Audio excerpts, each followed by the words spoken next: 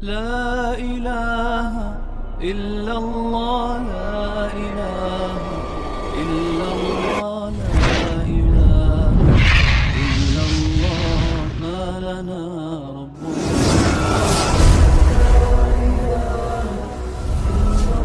Iya, gampang-gampangan aja, jangan dipersulit ya.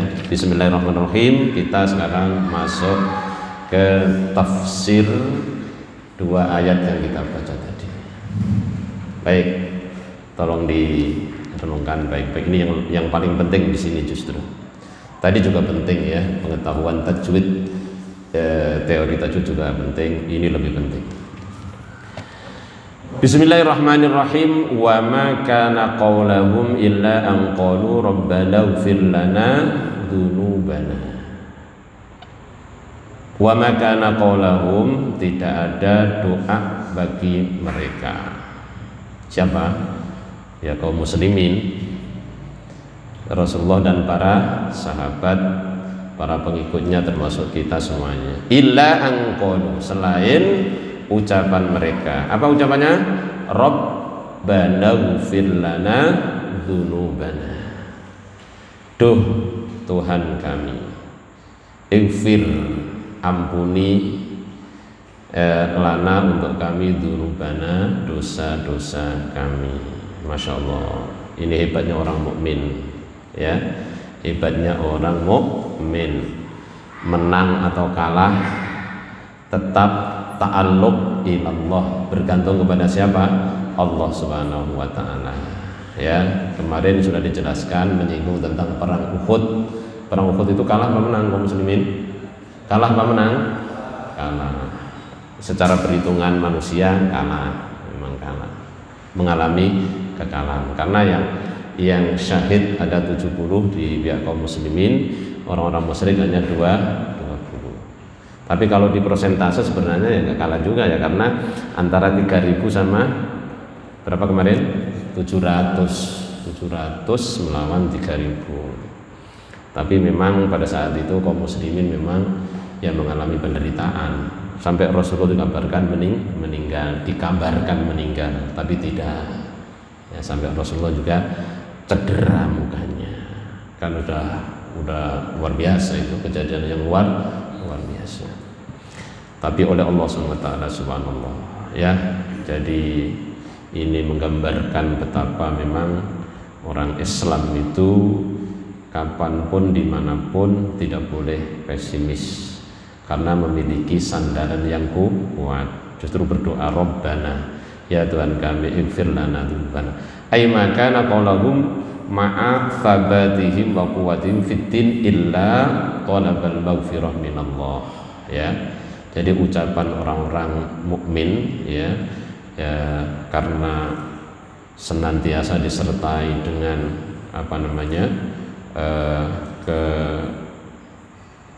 kekuatan ya, jadi keteguhan dan kekuatan mereka dalam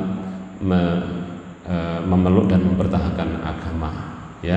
Apa yang mengucapkan mereka hanya mohon ampunan kepada Allah Subhanahu wa ta'ala. Masya Allah. Padahal kita tahu dalam peperangan itu menang atau kalah itu tetap mulia ya. Menang dapat kemuliaan, kalah dapat syahid. Udah tahu semuanya seperti itu. Tapi subhanallah, ini ajaran Islam ya, ajaran Allah SWT. Tetap dianjurkan mohon ampunan atas segala kesalahan. Seperti misalnya Rasulullah menganjurkan kita agar senantiasa beristighfar ya. Dalam sehari Rasulullah nggak kurang dari 70, bahkan ada riwayat lain mengatakan 100. Apakah Rasulullah itu banyak dosa? Enggak ya. Ini dalam rangka taktib, mengajarkan kepada umatnya. Dan Rasulullah ya, dosa yang akan datang yang sebelumnya sudah dapat jaminan ampunan dari Allah, karena beliau diismah oleh Allah, maksum. Tapi menganjurkan kepada kita agar tetap beristighfar. Sama halnya beliau melaksanakan qiyamul lail, salat tahajud, hingga kaki beliau bengkak. Ketika ditanya oleh Aisyah, kenapa engkau lakukan ya Rasul? Jawabannya simpel. Tidakkah kau senang kalau saya menjadi hamba yang bersyukur? Ya. Jadi rupanya beliau sholat qiyamul lail sampai sebegitu luar biasanya itu agar tercatat menjadi hamba yang bersyukur. Apakah Rasul nggak bersyukur? Bersyukur juga. Lagi-lagi mengajarkan kepada siapa? Umatnya, agar mencontoh beliau. Saya juga bengkak Ustaz nyontoh beliau, tapi bukan karena sholat. Asam urat. Iya Pak ya, asam urat ya. Sama-sama bengkaknya, tapi beda bab ya. Kalau kita asam urat bengkak. Kalau Rasul memang saking lamanya beliau berdiri membaca surat karena panjang. Subhanallah. Ini ajaran ya. Jadi hanya mencari ampunan Allah SWT. Rabbana ighfir lana dzunubana, ya Tuhanku ampuni kami dzunubana, dosa-dosa kami, wa israfana, dan israf itu artinya berlebihan, tindakan berlebihan, fi amrina dalam urusan kami, wa tafriqina wa taqsirina fi wajib ta'atika wa ibadatika. Ya, jadi israf itu berlebihan. Ya, kalau bahasa Jawa tafsir itu pepeko itu apa ya bahasa Indonesianya? Nggak tahu. Jadi apa, sembrono lah ya, sembrono dan kekurangan dalam melaksanakan kewajiban untuk taat kepada Allah dan ibadah kepada Allah Subhanahu wa taala. Jadi israf itu seperti itu. Ya, mohon ampunan kepada Allah atas dosa-dosa dan tindakan sembrono, ya, tindakan yang tidak semestinya. Ya. Watsabbit aqdamana, dan tetapkanlah pendirian kami. Ya. Ya, aqdam itu kaki ya. Kaki artinya ini mohon kepada Allah agar diteguhkan. Tadi teguh pendirian. Karena kita tahu dalam perang Uhud kemarin kita sudah mendengarkan ya, ada sebagian sahabat yang memang tidak taat kepada komando tatkala tergiur dengan apa? Harta ghanimah. Nah, tergiur itu ya secara tabiat manusia ya hal yang biasa ya, karena memang sudah merasa di atas angin kan begitu. Tapi ternyata tetap saja kalau nggak ngikuti komando tetap akhirnya berdampak ya, berdampak yang sangat menyedihkan. Nah ini juga ada pelajaran ya, bahwa mengikuti aturan, mengikuti komando itu penting dalam hal apapun. Kalau masing-masing punya cara, padahal hidup dalam satu entitas atau komunitas, ada aturan di situ, tapi dia bikin aturan sendiri, ya nanti berantakan, ya berantakan. Jadi pecah belah, ya karu-karuan. Ya. Seperti yang kita saksikan pada hari ini ya, pecah belah nggak karuan, sedang diuji oleh Allah Subhanahu Wa Taala ya, pecah belah ya, antar ormas ya, antar partai politik, antar masyarakat segala macam. Kita sedang diuji oleh Allah SWT. Tapi kita sebagai seorang muslim hendaknya kita memperbanyak Rabbana ighfir lana dzunubana wa israfana fi amrina wa tsabbit aqdamana. Ya, tapi tsabbit aqdamana itu ay tsabbitna fi mawadinil harbi. Ya, di sini tafsirannya minta keteguhan di dalam tempat peperangan, mawatin ya. Tempat perangan. Wansurna 'alal qaumil kafirin ya, dan tolonglah kami dalam menghadapi orang-orang kafir ya. Jadi dianjurkan minta tolong kepada siapa? Allah Subhanahu wa taala ya. Unsurna 'alal kuffar ya, maka tolonglah kami ya Allah adalah kuffari, agar bisa mengalahkan orang-orang kafir. Orang kafir dulu ada, sekarang ada nggak? Sekarang ada nggak orang kafir? Bukannya diganti non muslim? Sekarang diganti non muslim katanya.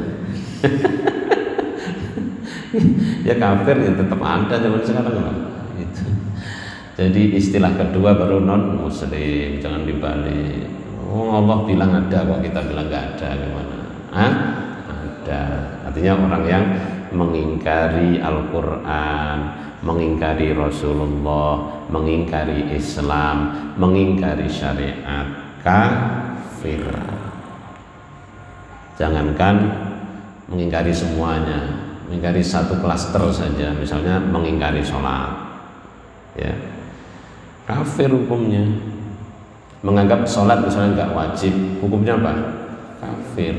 Soal meninggalkan sholat, meninggalkan tapi masih meyakini bahwa sholat itu kewajiban, kafir apa enggak? Enggak, cuman pendosa. Ahlussunnah wal Jamaah mengatakan itu bukan kafir, sementara ada golongan lain mengatakan itu kafir. Orang yang banyak maksiat, yang maksiat itu kafir. Tapi kita enggak. Ahlussunnah wal Jamaah bersepakat ya mengatakan bahwa itu bukan kafir, tapi mujrim, ya pendosa, orang yang terlaknat, yang menganggap sholat tidak wajib, ya apalagi menganggap ayat Quran belum final, masih perlu dikoreksi misalnya. Iya, kan banyak sekarang orang kayak gitu. Kalau ditanya Islam, kuliahnya di tempat kuliah Islam, ya, tapi menganggap bahwa Quran itu perlu dikoreksi. Insyaallah hati-hati, banyak berkeliaran pemahaman-pemahaman sesat di mana-mana. Kalau mengoreksi penafsiran orang boleh, namanya tafsir, tapi ayatnya boleh dikoreksi nggak? Ya nggak boleh. Gimana mengoreksi ayat? Secerdas apa kamu mau mengoreksi ayat Quran itu? Kalau misalnya tidak setuju dengan penafsiran seseorang, kan tafsir, ya pendapat dengan menafsirkan, memahami, kan bisa jadi memang ada yang nggak sesuai misalnya, boleh adu argumentasi dengan ilmu, sama-sama ilmu. Tapi kalau ayat Quran nggak boleh dikritik, nggak boleh, ya. Fa'atahumullahu thawabad dunya wa husna thawabil akhirah wallahu yuhibbul muhsinin. Ya, karena itu Allah memberikan kepada mereka kaum muslimin, Rasulullah dan para sahabatnya, thawabad dunya, pahala di dunia, wa husna thawabil akhirah, dan pahala yang lebih baik di akhirat nanti. Ay jama'allahu lahum baina jazai dunya bil ghanimah wal izzi wad dhufri wat tamkin lahum bil balati wa baina jazail akhirati bil jannati wa na'imiha. Jadi Allah menghimpun, memberikan dua-duanya, ya, balasan di dunia dengan mendapatkan ghanimah. Perang itu kalau menang dapat apa? Ghanimah, jarahan misalnya. Halal enggak? Halal itu dalam hukum peperangan itu halal. Bukan merampas, bukan, karena itu sudah menjadi hukum perang, hukum dalam peperangan. Ada namanya ghanimah. Dan kemuliaan, dan bisa menduduki, ya, jadi mendapatkan kewenangan untuk menduduki satu negeri. Dan antara pahala di akhirat, kalau pahala di akhirat apa? Bil jannati wa na'imiha, dengan surga dan segala fasilitasnya. Itu namanya kenikmatan akhirat. Subhanallah, ya, orang mukmin itu ya ini untung dua-duanya. Akhirat untung, dunia untung, kalah perang untung, menang untung juga. Nggak ada yang nggak untung, ya. Karena orang-orang Islam dalam berjihad yang dicari justru apa? Syahid. Gimana nggak semua? Udah di song-song bidadari semua kenikmatan. Tapi kita nggak boleh ngajak-ngajak orang lain untuk perang, ngajak-ngajak, ayo perang kita perang. Nggak ada sebab, nggak ada apa yang nggak boleh.